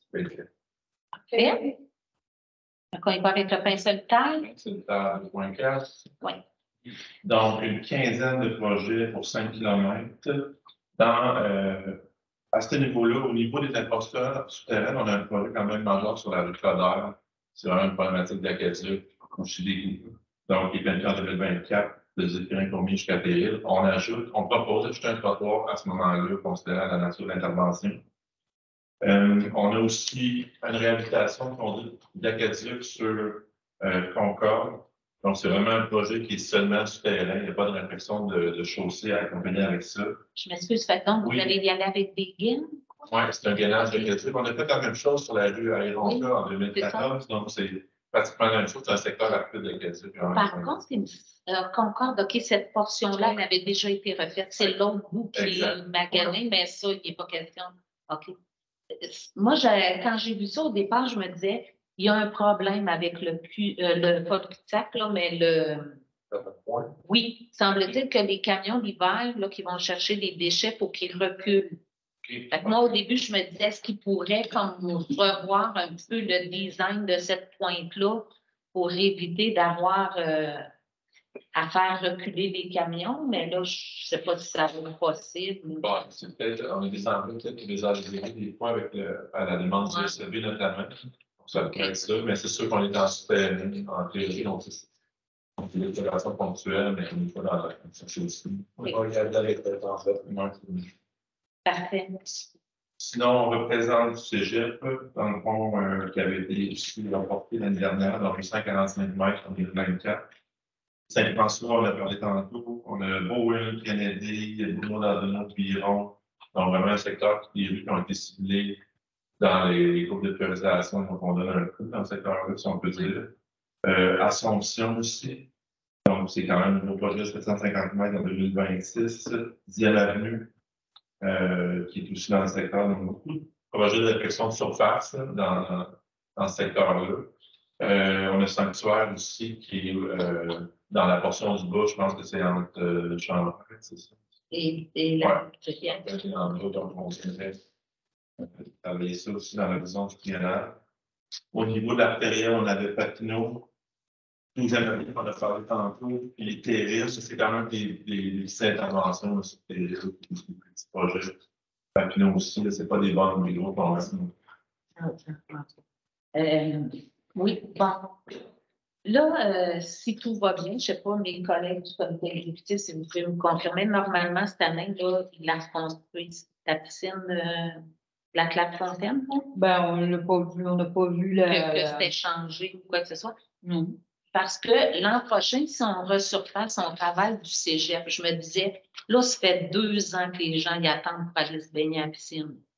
Parce que là, je dis, on va-tu bloquer l'accès à la piscine tout de suite la première année que la piscine arrive ou si ça se fait assez rapidement? C'est une affaire d'une semaine. Comme si tu veux ce passage, c'est peut-être quelque chose de clair. OK, bon, parfait. Fait que ça me réconforte parce que je me disais, la piscine, elle est attendue avec impatience. Après ça, moi, Assomption, j'aurais aimé ça qu'elle soit faite avant 2026 parce que je regardais Canada Sud, Nord, c'est 2 petits bouts. Dans la matrice, ils sont en bas d'Assomption. Fait que je ne comprends pas pourquoi on vient les faire avant. Puis il y a beaucoup plus de trafic sur Assomption que sur ces petits bouts-là. Parce que moi, j'aurais été portée à devancer Assomption. Chemin du sanctuaire, c'est très magasin. Il y a beaucoup de cyclistes qui passent là. On n'a pas encore de lien cyclable. Je ne pense pas qu'on va en avoir avant longtemps. Fait que celle-là aussi, il me semble que si ça avait été possible, je l'aurais mise avant. Avant les Kennedy, ça c'est sûr. Avant les Kennedy. Tu sais, 2025, ça, j'enverrai ça en 2026. Puis Assomption en priorité. Puis là, chemin du sanctuaire, on balance plus trop. Mais je dois dire, tu sais, comme quand on prend la matrice, là, sur les 16 premiers bouts de route, il y en a 13 dans le pain solitaire. Puis le gros des travaux en pain solitaire, c'est en 2026. Tu sais, qu'on va les voir s'il n'y a rien qui change d'ici là, tu sais. Je suis un peu surprise, un peu déçue de ça. Je ne sais pas qui fait les choix, puis comment c'est fait. Fait qu'en tout cas, Assomption, ça, de façon certaine, moi, je le mettrais en 2020. OK. Puis, chemin du sanctuaire, mais là, je sais que ça ne balancerait plus. Là, c'est un gros investissement, sanctuaire. Oui, c'est ça. Parce que, puis c'est une rue très, très passante. Hein? Fait que, du cégep, est-ce pire que ça? Moi, je suis allée en fin de semaine. C'est sûr que je disais, c'est l'image de la ville. Là, les Jeux du Québec, c'est quand ça? 24. Non, c'est en 2024? 2024. Fait que c'est sûr qu'il faut que ce soit beau autour du cégep parce qu'il va y avoir du monde dans ce coin-là. Ben, c'est en hiver. Oui, à l'hiver. Donc, ça, c'est l'hiver, c'est avant l'été, les Jeux du Québec, c'est en janvier, février. Mars. Bon, c'est que ça ne sera pas fait pour les Jeux du Québec. Donc, à la rigueur. Tronçon plus au sud. Pardon? Le tronçon plus au sud du cégep est plus. Quand on est fait plus déhydraté. On a arrêté à l'édifice CLF. On a arrêté à l'édifice.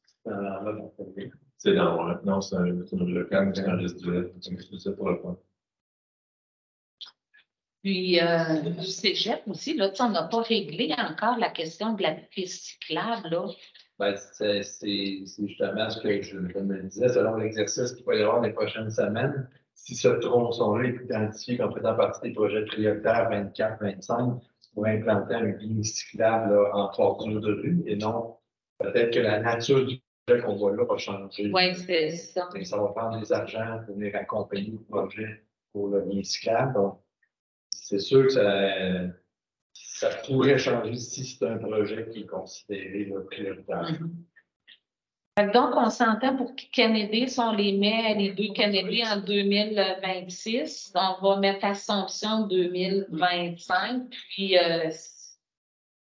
s'il y avait moyen pour Champêtre, là, ou je sais pas, du cégep, moi, je sais pas. De toute façon, ça roule toujours tellement lentement sur du cégep qu'il y a des trous. OK, on va regarder ça. Ouais, peut-être, là, voir. Puis à moins là, que vous ayez une bonne raison pour du cégep, là, des fois, juste dans les matrices, puis en passant en auto, là, on ne voit pas tout.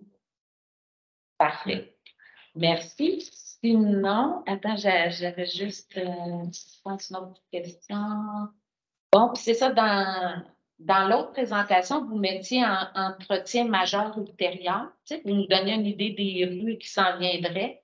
Et je ne voyais pas de l'aéroport. Puis non plus Chicoine, qui sont 2 rues pourtant qui scorent très élevé dans la matrice. Chicoine est maintenant groupe 1, niveau de service minimum. Donc, avec l'autre rue, là, comme Sidlot, Zéphirin-Cormier, Rondeau, Cardinal-Villeneuve, ça, des rues qui sont maintenant apparues dans la dernière version de priorisation. Avec Chicoine, en théorie, pourrait, comme on disait tantôt, se faire des remplacements. Ce qui veut dire que dans le ultérieur, là, c'était ultérieur sur la base de la matrice NCCC. Exactement. Ça va venir. OK. Puis dans la matrice des trottoirs à venir, je ne voyais pas Trieste. Le petit bout sur Trieste? Oui. Je le voyais pas dans les possibilités futures. Fait que c'est même pas déjà dans une matrice, c'est sûr qu'elle ne sera jamais. Trieste, la partie nord. OK, mais vous parlez de la partie sud. Trieste au sud de. Désolé, oui, qui vient rejoindre Assomption. Au sud de Terre. Oui. Je sais qu'il y a un dossier avec des requêtes en circulation. Là, ça se pourrait qu'il soit ajouté, oui. Ben, je vais mettre une note pour voir nos aveux. Je pense qu'il y a des problématiques d'activité qui fait que c'est toujours difficile. Il faudrait accompagner le projet avec une reconstruction de réseau souterrain. OK. Quelque chose qui est. Mais c'est ça, si vous me revenez et vous me l'expliquez, c'est toujours facile. Aussi, après ça, on peut nous-mêmes l'expliquer aux citoyens. Il y a déjà un trottoir sur Trieste, je m'en trouve à Assomption, qui amène le piéton vers la circulation. Oui, c'est ça. Il est du côté de. Les côtés ouest. C'est ça, exactement. C'est ça. C'est Bon, fait que pour moi, ça faisait le tour pour tout de suite. Merci beaucoup. Oui? Oui, bien, je voulais juste vérifier pour la 10e avenue, quand vous parliez, est-ce que c'était comme une reconstruction qui a été faite pour la 9e avenue cette année ou c'est vraiment juste un resurfaçage? On est pour l'instant dans un resurfaçage. Oui. Parfait. Je voulais juste m'assurer. Oui, j'avais vérifié. C'est parfait. Merci beaucoup. Parfait. Donc, Mme Leclerc-Lavoie. J'ai oublié de dire un point super important par rapport au trottoir sur la Végerie, là, parce que justement, il est regardé, il est attendu avec impatience. Il est du bord, il n'y a pas de maison. Mais c'est-tu obligatoire de ce côté-là? Parce que c'est comme l'autre côté, c'est là qu'il y a tout le grand développement. C'est ce côté-là que les gens, d'après moi, se promènent plus. Puis, il y en a plusieurs aussi qui vont à l'arrêt de bus au point Lompré. Fait que là, c'est comme logique qui reste. Parce que j'ai l'impression que si de l'autre côté, ils vont juste traverser tout le temps un peu n'importe où sur la longueur de la Végerie. Alors que s'il est du bon côté où tout le monde habite, les maisons sont pas là. Je pense que ça serait vraiment plus logique. Fait que je ne sais pas si là, c'est coulé dans le béton, mais. On vérifie ça, c'est juste schématique. Oui, c'est ça. Parce que l'analyse est terminée sur le côté du trottoir. Oui, je pense que. Effectivement, il y a des propriétés en haut, du côté plus sud. On voit qu'il y a un potentiel de développement du côté ouest. Mais on va regarder ça de l'univers. Ça peut faire engager. OK. Merci. Bon, ça va. C'est bien. Ça va pour tout le monde? Avez-vous autre chose à nous dire? Merci beaucoup. C'est très apprécié. Et puis, on est juste à temps, c'est bien. Donc, bonne fin de journée à vous. Le point suivant, donc, laissez-moi regarder 5.3.2 pour adoption, requête en circulation, analyse et recommandations du service des infrastructures urbaines. Donc, avec M. Paul Chardonnay. Oui, Il y a bonjour. 3 rues, je crois, aujourd'hui. Oui, alors, je vais commencer par celle qui, je crois qu'on va la connaître. Commence celle de l'Assomption, où on a demandé au SIU revoir les recommandations. Et on a eu une réponse, sinon, mais à l'effet que les suggestions vont être revues et qu'ils vont probablement ajouter de nouveaux éléments là, suite à une discussion qu'il y a eu avec la requérante qui demandait des passages, pas des passages piétonniers, mais des bandes rectangulaires blanches pour pouvoir traverser Assomption, parallèlement à Terril, également Trieste. Donc, c'est en revue actuellement. Alors, cette requête-là, on pourrait ne pas la retirer, on puis peut la attendre retirer d'avoir des aujourd'hui. autres réponses. Exact. Parfait, ça me convient, merci. Oui.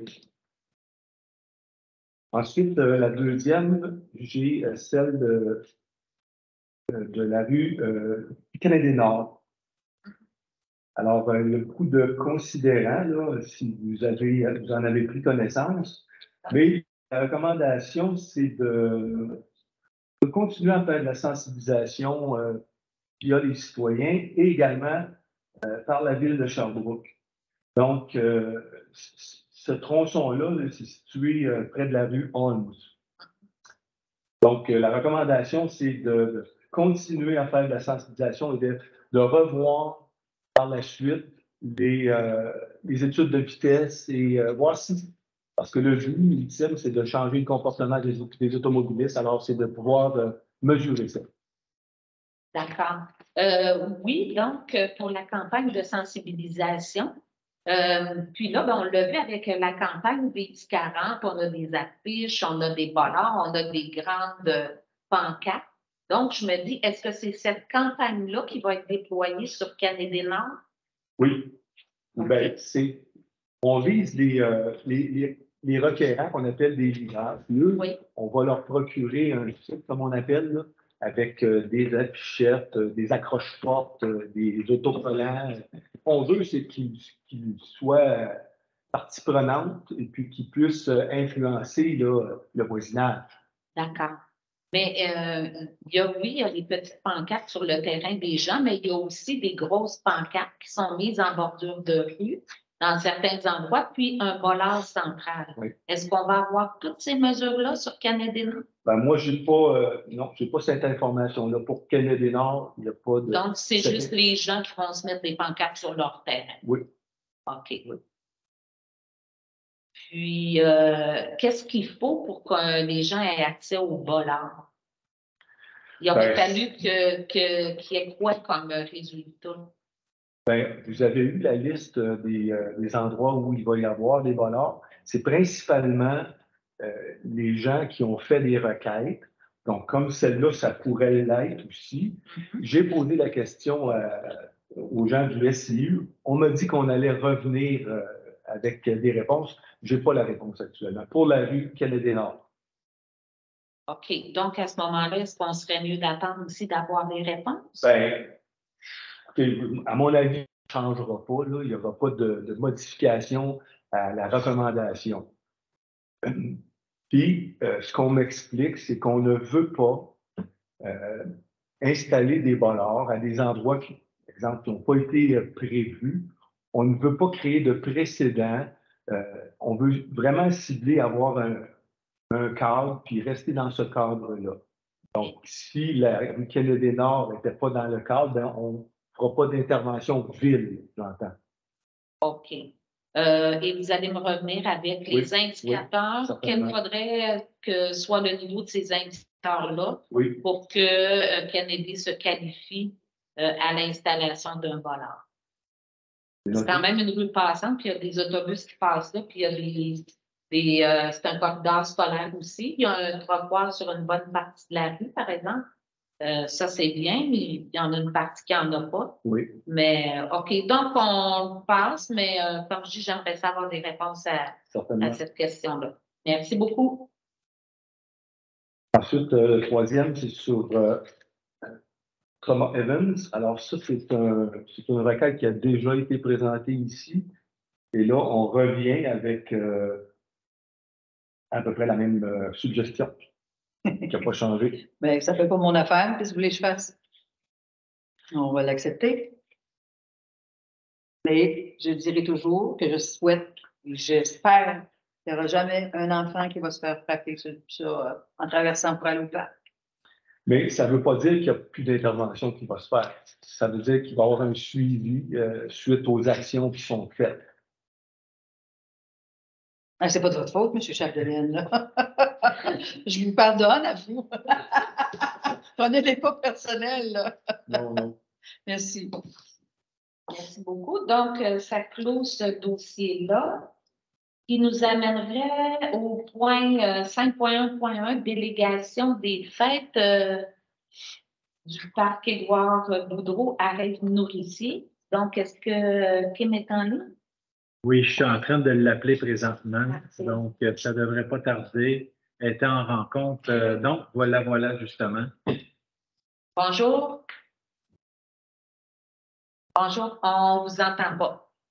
Ton micro. Excusez, j'étais mêlée dans mon fil qui était pris un peu partout. Bonjour. Donc,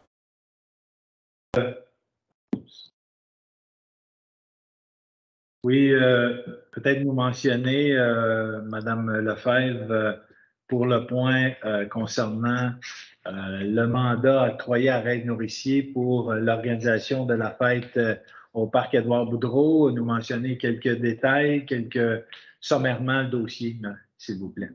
Oui, donc comme c'est des... J'étais venue là, au dernier conseil d'arrondissement, fait qu'on est encore dans la délégation de nos mini-fêtes de quartier. Fait qu'on a approché Rêve-Nourricier pour Édouard Boudreau. C'est déjà un organisme qui a un mandat en lien avec les jardins solitaires là, qui sont dans ce parc-là. Donc, c'est un partenaire là, tout indiqué pour organiser cette fête-là. Ils ont différentes ressources. Ils pensent déjà avoir un atelier de musique et de poésie. Il y avait aussi un atelier sur les fleurs, puis quelque chose de très festif. Puis c'est le 26 août. Voilà.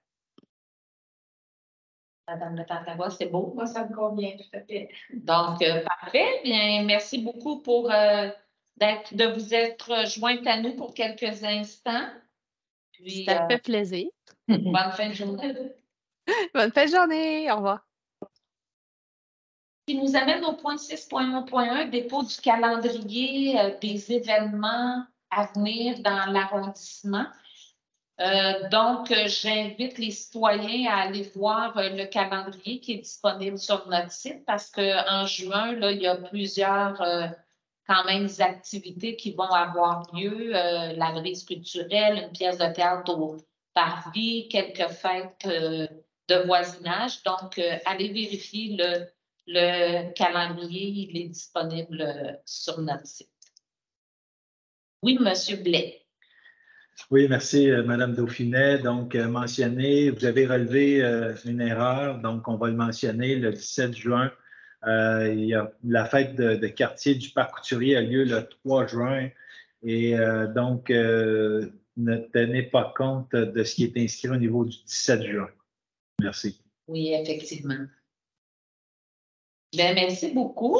Il nous reste maintenant un point à l'ordre du jour et je pense que nos invités arrivent. Donc, je vais introduire le point puis prendre la peine après de saluer les gens. C'est la présentation des projets budget participatif qui ont été faits dans le district de l'Hôtel-Dieu à l'école secondaire de Val. Saint-François, excusez. La montée. La montée, ça s'appelle là. La montée. Bon. Saint-François. Dans les deux cas.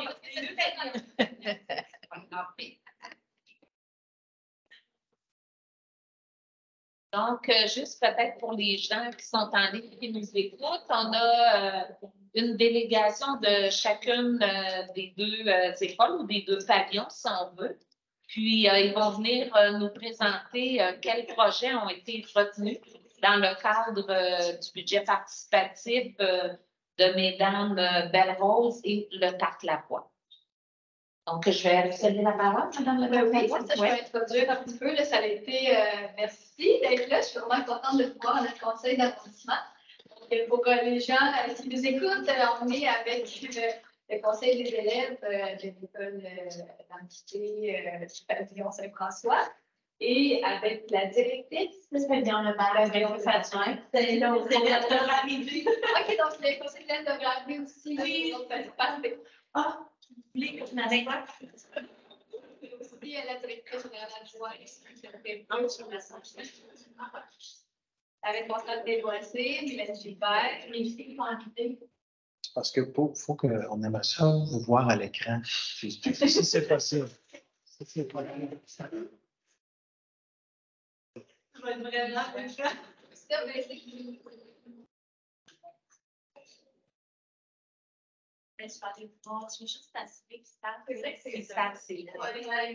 Donc, peut-être qu'on pourrait commencer avec les présentations du pavillon. Oui, ben c'est ça, je vais peut-être. Donc, en fait, c'est ça, depuis le départ, quand j'avais rencontré l'équipe pour le pavillon Saint-François, on disait on veut créer une expérience pour les jeunes de participation citoyenne. C'est pas tant le résultat que le cheminement que l'on veut que les jeunes suivent. Donc, c'est pour ça qu'on va tout impliquer de travailler avec le conseil des élèves qui pouvait porter le projet, de travailler avec eux. On a eu une dizaine de projets qui nous ont été déposés. On travaille avec le conseil des élèves pour voir, pas cheminer les idées, progresser. On a aussi regroupé les projets qui se ressemblaient. On avait mis on a fait un tableau avec c'est quoi notre vision, l'objectif qu'on veut avec ce projet-là. Donc, ça a été un accompagnement tout au long là, avec Mylène et Christine. Merci beaucoup. Ça a été très, très agréable. Et donc là, il y a eu le vote le 20 avril dernier pour, je ne sais pas si vous voulez que je peux dire lesquels étaient au vote, puis vous pourrez annoncer lesquels ont été. Les filles qui sont là le savent, parce qu'elles ont fait ce décompte. Oui, le dépouillement. OK, le dépouillement. C'est ça, tout fait l'expérience. C'est ça, exactement. Il y a eu un vrai, avec le petit, aller dans l'isoloir, oui. Voter pour les élèves, oui. Toute l'école. Il fallait qu'ils nous présentent leur carte étudiante, on biffait exactement comme aux élections. Ils allaient à l'isoloir, pliaient ça d'une telle façon, mettaient ça dans la boîte. C'était vraiment l'expérience au complet. Donc, les projets qui étaient soumis au vote, donc ça a été une salle de musculation, radio étudiante pour mettre de l'ambiance puis développer les capacités de communication des élèves, l'embellissement de la cour pour faire dire, une fête de fin d'année pour rassembler, faire un événement pour les jeunes et des cours de danse country. Tous ces projets ont été travaillés et soumis par les jeunes de l'école. Vraiment, c'est eux là, qui ont travaillé là-dessus. Donc, je vous laisse annoncer les projets qui ont été postés. Si tu veux, oui, tu pourrais nommer les t'asseoir. Oui, les sites. Excuse.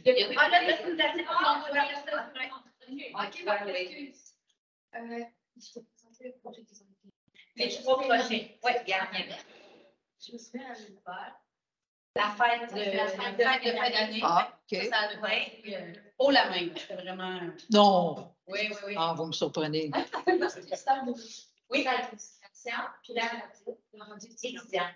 Voilà, c'est les trois projets. Chacun financé à 3 000 $, c'était un 9 000 $. Dans le fond, le premier, 3 000, le deuxième, 4 000. Le premier, c'était 3 000? Oui, la salle de santé, 3 000. 4 000, la salle de musculation, parce qu'on avait ajouté pour ajouter des trucs pour déplacer les. C'est comme une salle de musculation qui serait mobile sur roulette, dépendamment de comment on veut l'emplacement dans la salle de danse, dans les gyms, qu'on puisse en profiter. Puis après ça, c'est l'autre, c'était la radio étudiante, mais sous forme vraiment de chariot DJ qu'on peut mettre à l'extérieur. Bon, la radio étudiante, si vous me permettez, Mme Tarte-Lavoie, à Saint-François, je suis pas allée longtemps. À Saint-François, j'ai été transférée à Lebert. Il y en avait une radio étudiante. Oui. Comme à Lebert. Oui. C'est là que j'ai fait mes débuts. Pourquoi que c'est mort dans le temps? Ben, c'est parce qu'en fait, actuellement, ça, les élèves ne le savent pas, là, mais c'est parce que dans le fond, c'est qu'actuellement, quand on veut mettre de la musique, il faut en mettre partout en même temps. Oh, il y avait. Le système est fait comme que ça. la musique est partout en même temps. Dans les classes, fait que là, vu qu'on arrive, ça ne fonctionne pas, il y a des endroits, tu sais, salon de personnel, OK. ça ne fonctionne pas. On voulait vraiment quelque chose de sur roulette, qu'on peut déplacer, qu'on peut amener à l'extérieur. Présentement, on met de la musique à l'extérieur, mais c'est toujours, on n'est pas tout le temps organisé. Donc, vous ne pouviez pas cibler uniquement à la cafétéria. Non, c'est ça. Là, ça passe pas dans mon temps. Oui. C'était juste à la cafétéria des deux établissements, puis c'était super le fun. Oui. Parce qu'écoute, on Mais avait... à Lebert, c'est comme ça. À Lebert, c'est comme ça encore? Ça peut venir. Ben oui, mais voilà. Non, mais vous devriez faire comment je pourrais vous dire, une soirée reconnaissance pour les vieux et les vieilles qui ont fait de la radio. Ben oui, il y aurait du monde là, ce serait le fun. Non, c'est une bonne idée. Oui. Bravo, félicitations. Donc, merci beaucoup. Mais ça a émergé des élèves, là. C'est vraiment la musique qui Mylène mettait dehors, puis l'idée d'avoir tapé. Ben oui, oui, mais non, mais ça va être bien, ça. L'idée de faire découvrir la musique de partout, là. Donc, il y avait aussi cette... Comme à du sport un peu. Ah, c'est bien, c'est bien. C'était les 3 projets qui ont été sélectionnés par les élèves. Oui. Est-ce que vous voulez qu'on prenne une photo tout de suite en attendant les autres? Parce que les autres sont arrivés. Je ne sais pas ce qui se passe. Peut-être qu'ils ont oublié. Il faudrait prendre une oublié de ce les groupe-là. ados, hein, ça fait des choses aujourd'hui. Ah, OK. Donc, mais je ne sais pas sinon si vous voulez nous présenter des projets. Est-ce que Mme Belmont, vous voulez faire une ouverture aussi? Je vais aussi parler, parce que moi, j'ai mis en place 2 budgets participatifs. Il y en avait un qui était dans l'école primaire des jardins, avec les tout petits. Ils ne pouvaient pas se présenter ici aujourd'hui parce que c'est un peu plus compliqué avec les horaires primaires, dans le fond des déplacés et tout. Mais c'est ça, eux, ils ont fait, j'allais les rencontrer un peu comme vous aussi, c'était vraiment fun. Le conseil des élèves primaires, on fait de première à 6e, c'est un autre dynamique de rencontre.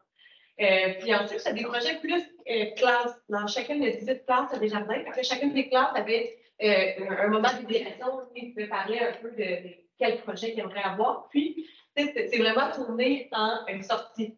Sortie à la pêche, la plus, sortie au cinéma. Il était tout le cinéma. Ça a pris un drôle de tournure. Puis finalement, comme il y a des classes avec des personnes qui sont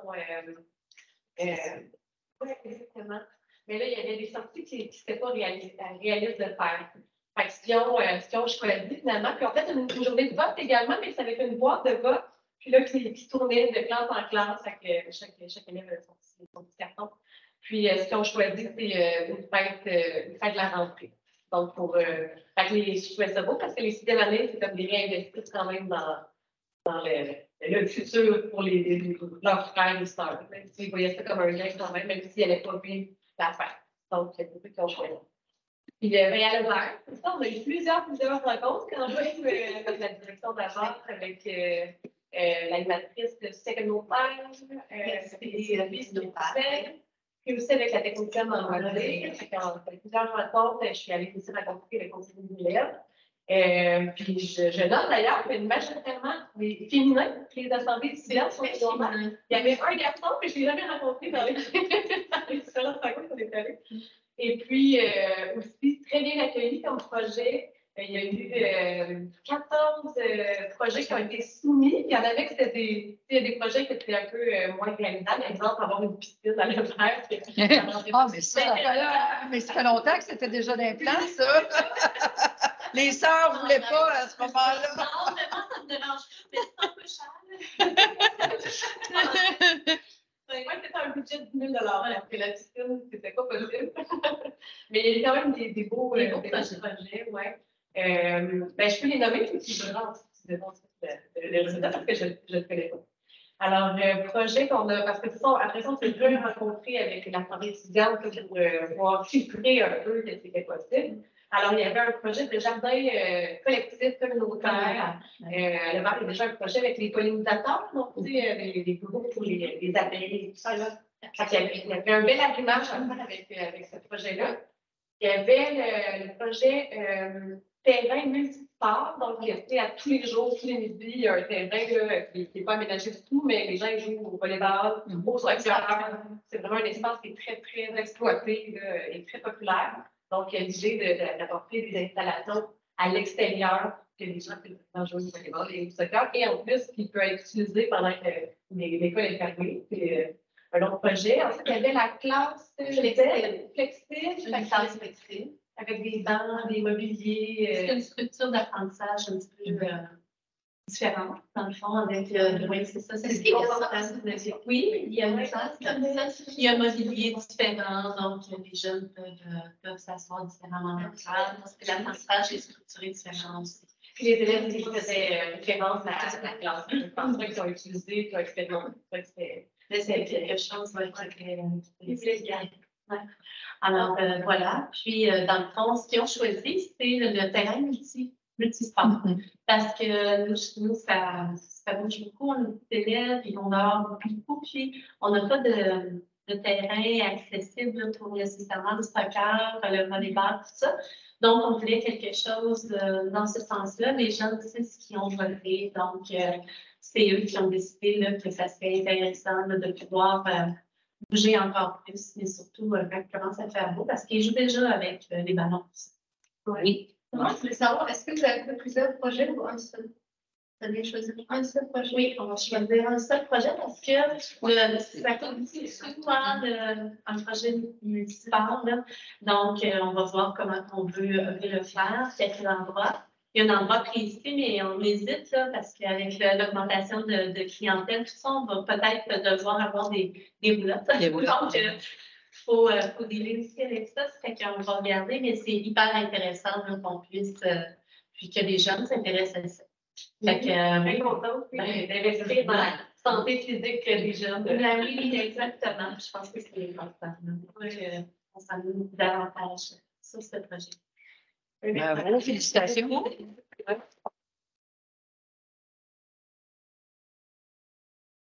Est-ce que ça va pour tout le monde? Sinon, nous, on va clore la séance publique parce qu'on est enregistré et puis on va procéder à une séance de photos avec vous, si vous le voulez bien. Donc, merci à tous. Bonne fin de journée à ceux qui nous écoutaient.